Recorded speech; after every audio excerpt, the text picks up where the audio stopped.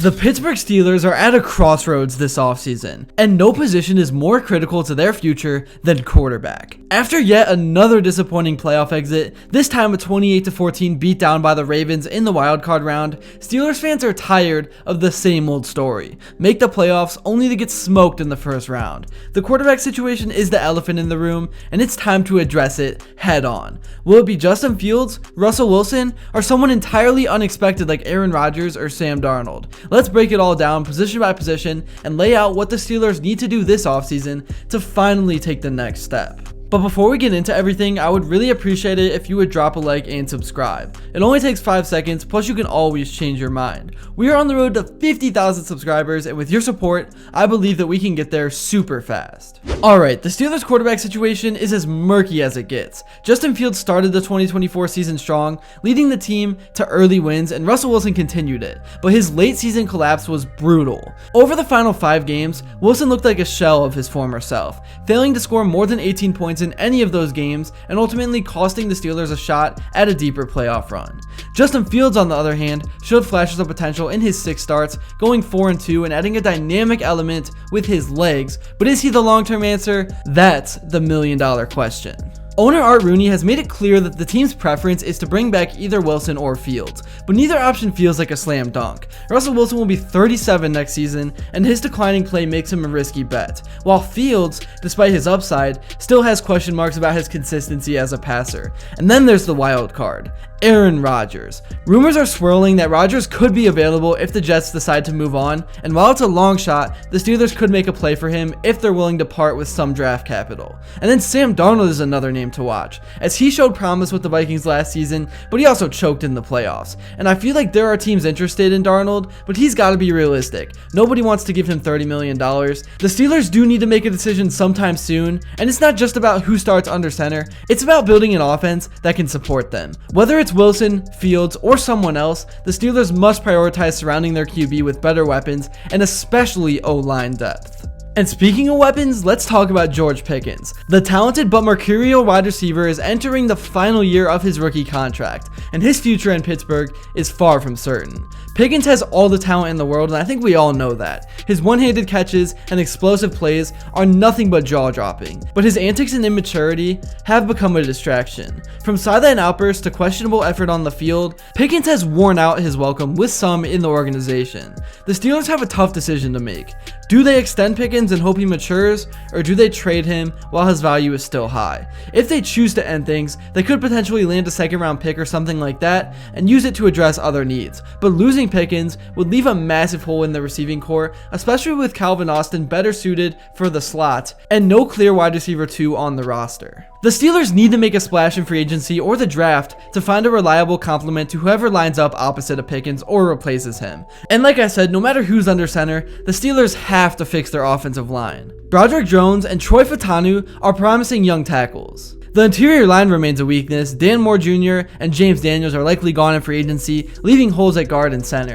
The Steelers should target a veteran like Mitch Morse in free agency to solidify the center position, and consider using a mid-round draft pick on a guard like Cedric Van Pran from Georgia. Protecting the quarterback and establishing a consistent running game starts up front, and the Steelers really can't afford to neglect this unit any longer. The running back position also needs attention. Najee Harris has been solid, but not spectacular, and with his contract expiring after next season, the Steelers might look to the draft for his replacement. A player like Trey Benson from Florida State or Henderson from Ohio State could be a great fit in the 2nd or 3rd round, providing a dynamic, explosive option to complement the passing game. And then, the Steelers' defense was a mixed bag in 2024. While they finished in the top 10 in points and yards allowed, they struggled to generate sacks and takeaways, ranking near the bottom of the league in both categories. The defensive line anchored by Cam Hayward is aging, and the Steelers need to find his successor soon. Benton has shown some promise, but adding another young defensive tackle in the draft should be a priority. The linebacker group, led by TJ Watt and Alex Highsmith, remains strong. But depth is still an issue, and Myles Jack and Landon Roberts are both free agents. And the Steelers need to find a reliable inside linebacker. A player like Jeremiah Trotter Jr. from Clemson could be a great fit in the mid-rounds, providing toughness and leadership in the middle of the defense. The secondary also needs attention. Dante Jackson had an up-and-down season and is set to hit free agency, leaving Joey Porter Jr. as the only reliable cornerback on the roster. The Steelers should target a veteran like DJ Reed or Charvarius Ward in free agency to pair with Porter, and consider drafting a safety to provide depth behind Minkah Fitzpatrick and Deshaun Elliott. The safety position has been a strength for the Steelers, but Fitzpatrick can't do it all by himself.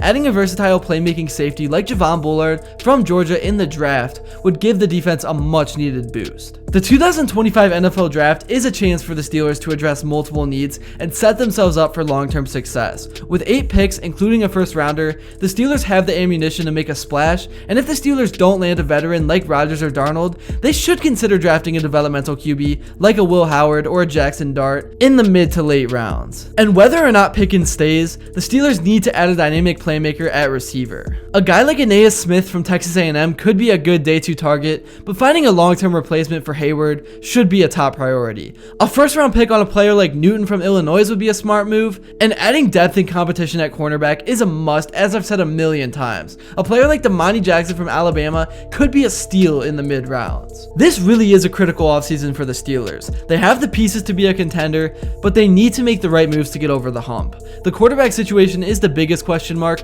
but it's far from the only one. From fixing the offensive line to retooling the defense, the Steelers have a lot of work to do. If they can address these needs and hit on their draft picks, they have the potential to be a Super Bowl contender. But if they miss, it could be another year of disappointment for Steelers Nation. So what do you guys think the Steelers should do this offseason? Let me know in the comments below. Here's what some of the guys had to say in their end of the season post-game press conferences about what happened in 2024 and what to expect next season.